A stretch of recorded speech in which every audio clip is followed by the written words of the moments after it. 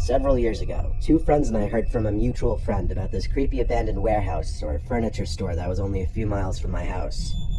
One night while on a drive, the three of us decided to check it out. We parked at a Walgreens a few hundred yards from the warehouse and started walking towards it.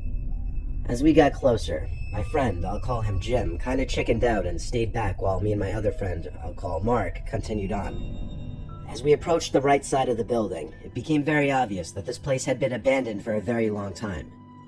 The front entrance was boarded up, and there were vines and ivy growing all over the building. Our mutual friend said that the only way in was through a busted-in wall in the back. We went around back, and sure enough, there was a broken-in narrow section of wall we could get in through. We stepped in, and it was completely dark.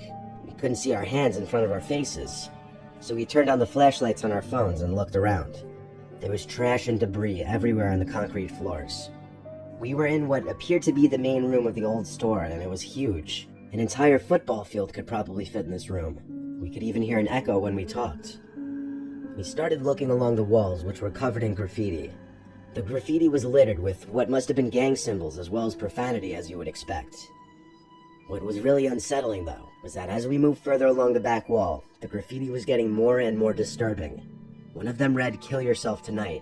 Then the graffiti was getting satanic. There were tons of inverted crosses, pentagrams, 666s, and violent scenes depicted. While this stuff was creepy enough, it wasn't the worst of what we saw.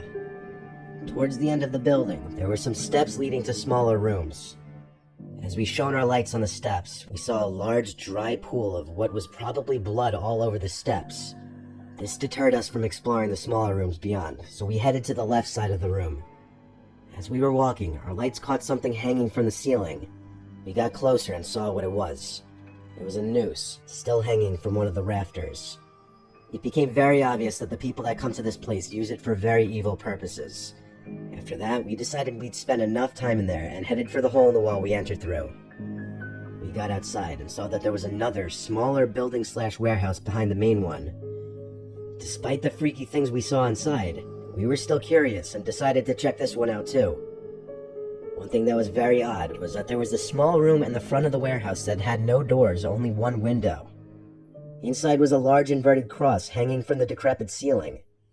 We came to the left side of the warehouse where the large garage-style entrance was. This building was similar to the first one. It was one large empty room with tons of trash everywhere. There was more disturbing graffiti. However, there were these holes at the base of the walls that were really odd-looking. We shined our lights down them but couldn't see the bottom. What were these for? We had seen enough at this point and headed back outside. It was then that my friend Mark got a call from Jim. As he was talking to Jim, his face suddenly changed to a downright horrified expression. I said, "What's wrong?" What he said next sent a chill down my spine. "Someone else is here," he said. Before we could even turn to run, a white truck peeled around the corner at an alarming speed, heading right towards us. We started booking it towards my car, and as we got around the other back corner of the building, we saw another black truck parked alongside. But we kept running as fast as we could, and thankfully the three of us made it back to my car. We got in and peeled out of there. I don't know what those guys in the trucks were there for, or why they chased after us, but based on what we saw in those buildings, it wasn't anything good. Thankfully, we never found out, and we never returned to that place.